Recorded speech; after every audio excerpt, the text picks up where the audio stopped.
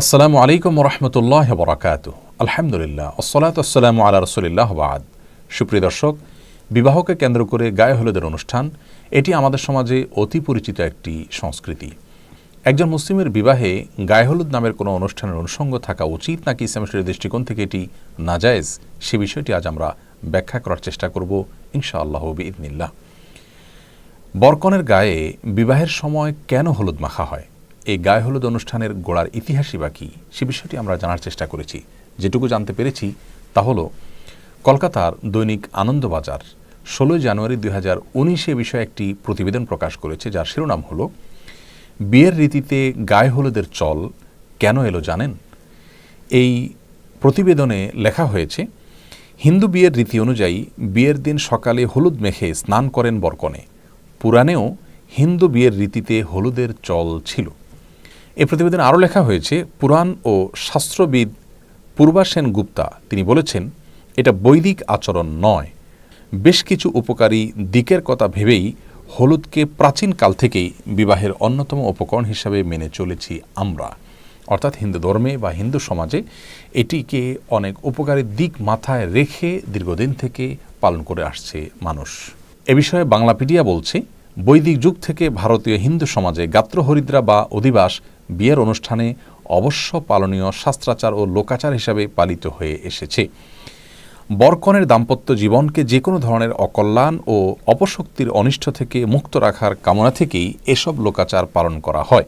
এটি মূলত একটি মাঙ্গলিক অনুষ্ঠান।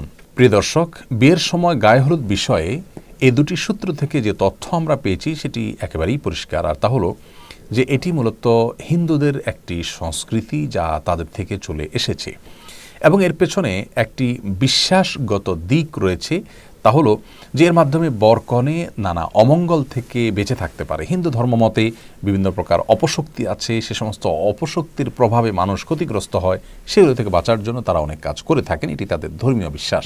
কিন্তু একজন মুসলিম কোন অবস্থাতে এ ধরনের কোনো অপশক্তিতে বিশ্বাস করবার কোনো সুযোগ নেই। ইসলামে এ ধরনের কোনো অপশক্তির কোনো স্থান নেই। সকল কল্যাণ অকল্যাণের একমাত্র মালিক আল্লাহ রাব্বুল আলামিন। আল্লাহর কাছে আশ্রয় চাওয়া ছাড়া এ জাতীয় কোনো বস্তু বা কোনো সংস্কৃতি, কোনো কালচার, এগুলোর মাধ্যমে একজন মুসলিম কোনো অবস্থাতেই কোনো তথাকথিত অপশক্তি থেকে বাঁচার চেষ্টা করার কোনো সুযোগ ইসলামে নেই। আমরা অনেকেই জানি যে এই গায়ে হলুদ অনুষ্ঠানে শুধু হলুদ নয়, বরং দূর্বা, তিল, সরিষা, আরও অনেক বস্তু ব্যবহার করা হয়ে থাকে এবং এর সবগুলোর কারণ হলো ওই যে এটাকে বলা হয়েছে মাঙ্গলিক অনুষ্ঠান, বিভিন্ন ধরনের অকল্যাণ থেকে বেঁচে থাকা এবং দাম্পত্য জীবনে সুখ শান্তি যেন হয় সেই জন্য এগুলো করা হয়ে থাকে। তো প্রথমত এটি হিন্দুদের একটি ধর্মীয় সংস্কৃতি এবং এখানে তাদের বিভিন্ন রকমের বিশ্বাসগত দিক আছে যেগুলো শিরপূর্ণ বিশ্বাস। একজন মুসলমান কোন অবস্থাতে সেগুলো বিশ্বাস করতে পারেন না। আর এর বাইরে যে বিষয়টি আমাদের সবারই জানা, তা হলো গায়ে হলুদ অনুষ্ঠান মানে হলো নারী পুরুষের অবাধ বিচরণ, অবাধ মিশ্রণ এবং মেলামেশা। বরের গায়ে অনেক সময় ভাবি কিংবা গায়ের মহারাম মহিলারা হলুদ মেখে দিয়ে থাকেন এবং এটাকে তারা এনজয় করেন।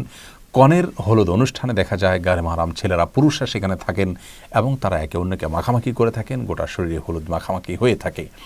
এর পাশাপাশি গানের যে বিষয়টি, ব্যান্ড পার্টি ইত্যাদি, এগুলো তো গায়ে হলুদ অনুষ্ঠানের অন্যতম গুরুত্বপূর্ণ অনুষঙ্গে পরিণত হয়েছে এবং এর মাধ্যমে অনেক সময় এলাকাবাসীর স্বাভাবিক জীবনযাত্রা দুর্বিষহ হয়ে পড়ে।